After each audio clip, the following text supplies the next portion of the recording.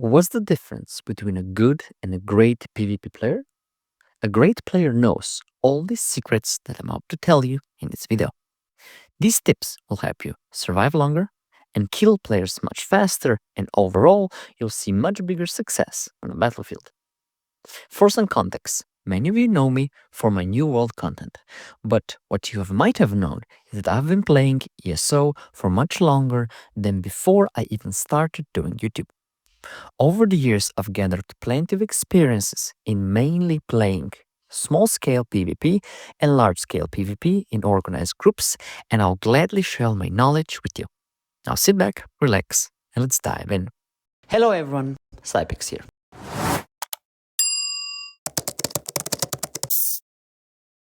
While in PvE, you're fighting bosses with massive health pools, in PvP, it's a bit different. You're fighting other players, and against them, a good offense is the best defense. The best way of you doing damage against your enemies was doing it as much as possible, as quickly as possible, so-called burst damage. In other words, you should kill them so fast that they can't retaliate. You can achieve this by aligning your damage skills to hit the target at the same time.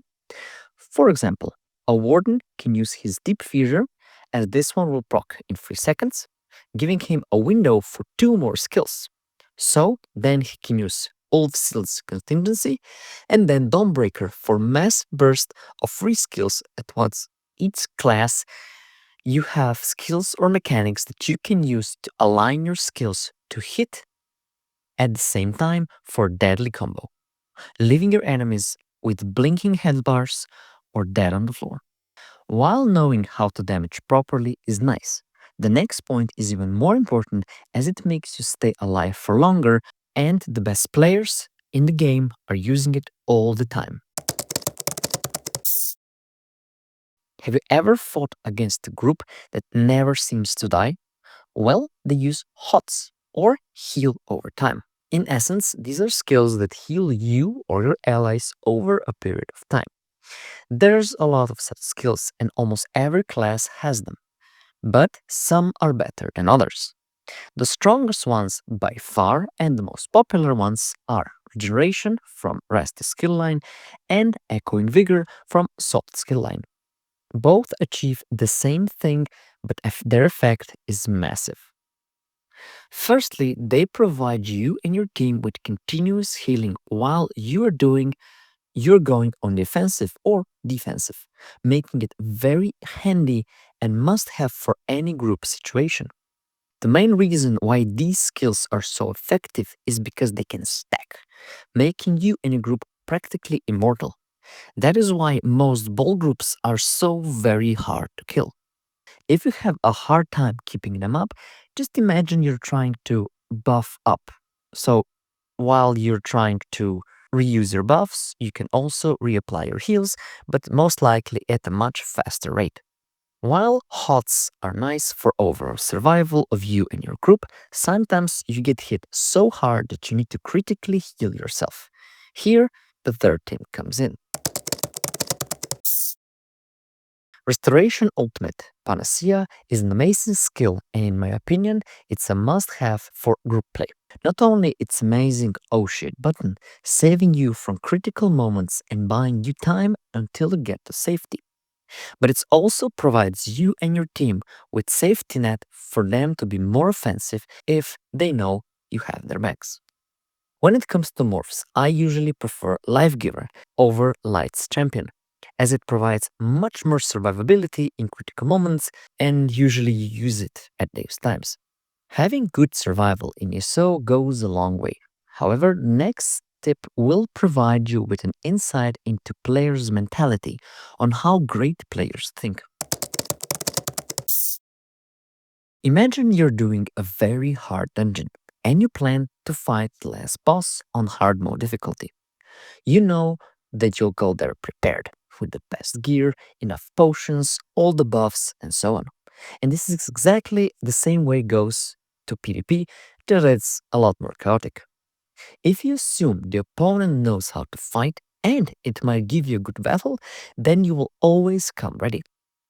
Your fingers will be much faster, your mind will be sharp, and your success rate will be much higher. But if you find out that your enemies were bad all along, then you can always smile as their corpse lies dead on the floor and you reach her for 500 more alliance points. Now for the next tip. Imagine that you apply all of what we have talked in this video, but none of that would really matter if you don't follow the final tip. A correct build is the main driving force for you to succeed. Like in racing, a driver is as only as good as his car. And if the car is good, then the driver will have a higher chance of winning. In ESO, build making is a very precise matter, as all of the pieces you have to fall into the right place and they have to fit your own playstyle. That is why it's going to be a bit impossible for me to explain everything that makes a build good, because there's many different situations that simply make your build good, from PvE, PvP, solo play, trials, 1vx, 2vx, small scale PvP, large scale PvP. There's a ton of scenarios. However, with all that said, there's a few guidelines and recommendations that I can give you when it comes to making your first PvP build. Every build is made around 3 pillars: offense, defense, and sustain. The higher the offense, the more damage you will deal and kill players faster. The higher the defense, the harder you will be to kill. And the higher the sustain, the better you can sustain or spam your skills. Even though there's a lot of nuance in every pillar, I would recommend that you have a balance between all of them. I will look at every pillar and give you a few tips on where to start. For offensive pillar, there's a few simple tips. First, penetration is amazing. Unlike bosses in trials and dungeons, they have fixed resistances. Players have much higher and more varying values, so having more penetration from such as debuffs on your enemy, such as major and minor breach, or just having raw pen from stats, it's an amazing way to boost your damage. For the second tip, run more weapon damage or spell damage rather than crit and crit chance and crit damage, as you'll do much more consistent damage overall. Plus, your heals will be much stronger, helping you survive tough fights. Running some crit chance and crit damage is cool, but not a priority like in PvE content. For defensive pillar, a good way to start is having a solid health pool. Somewhere between 30k to 35k is a good start.